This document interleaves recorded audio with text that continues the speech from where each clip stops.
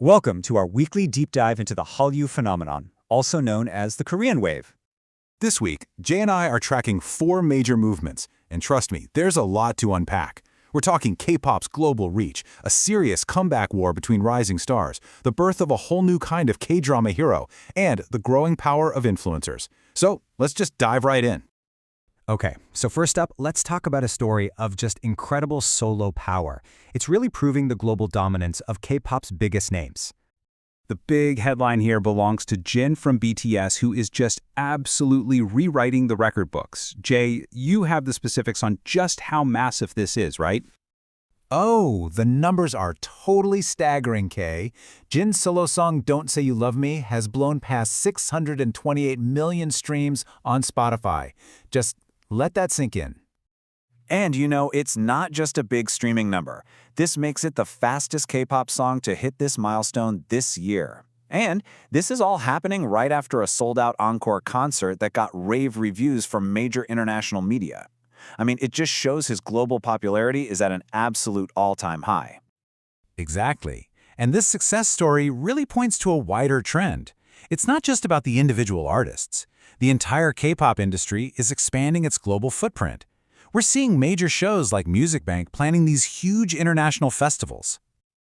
So it's clear the veterans are stronger than ever. But Jay, this isn't just a story about the established stars, is it? There's a whole new generation out there making some serious waves. Absolutely not, Kay. A fierce comeback war is definitely underway, and it's being led by this super talented new generation. And a lot of them have a shared legacy. Here's the crucial point. 3 really notable groups from the Produce 101 survival show franchise. We're talking Tempest, We, and CRAVITY. They all made comebacks last week at the same time. And each group is taking a really different approach.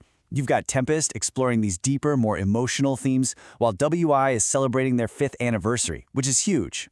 This kind of simultaneous comeback creates a really intense competitive environment. It pushes each group creatively for sure, but it also makes it so much harder to stand out in a packed schedule, especially as we head into that busy end-of-year award season. All right, now shifting from the music scene over to our screens, there's another major debut that is creating so much buzz. We're basically watching a new, uniquely Korean-style superhero story get born. So the new drama is called 12, and it's a co-production between KBS and Disney+.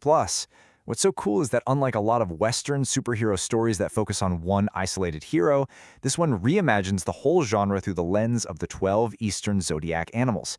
It's such a unique cultural twist. So Jay, how did audiences actually react to this fresh take? They loved it, Kay. The show premiered with an incredible 8.1% viewership rating. For our first episode, that is a huge success. And a lot of that success is being credited to the star Ma Dong-suk. He doesn't just star on the project, he actually helped plan it.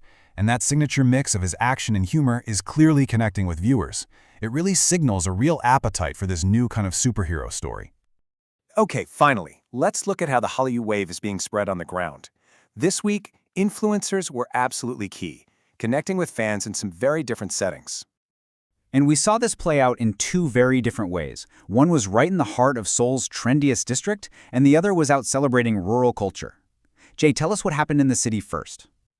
Well, in Seoul's trendy Seongsu-dong district, you had influencers and the K-pop group P1 Harmony, generating this huge offline buzz with a live commerce event, where they sell products through a live stream. It's a perfect example of bringing that digital world into a physical space. But then, in a completely different setting down in Gohang, you had 20 international influencers showcasing the beauty of the local Citron Festival. They promoted Korean tourism by live streaming their experiences right from a citron field, which is just a fantastic way to share local culture with a global audience.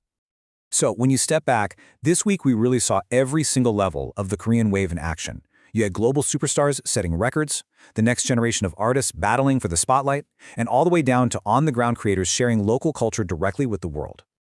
It really leaves us with a fascinating question. With so much happening all at once, from the biggest global stages to the most local festivals, where do you think the next big Hallyu trend is going to emerge from? Let us know what you think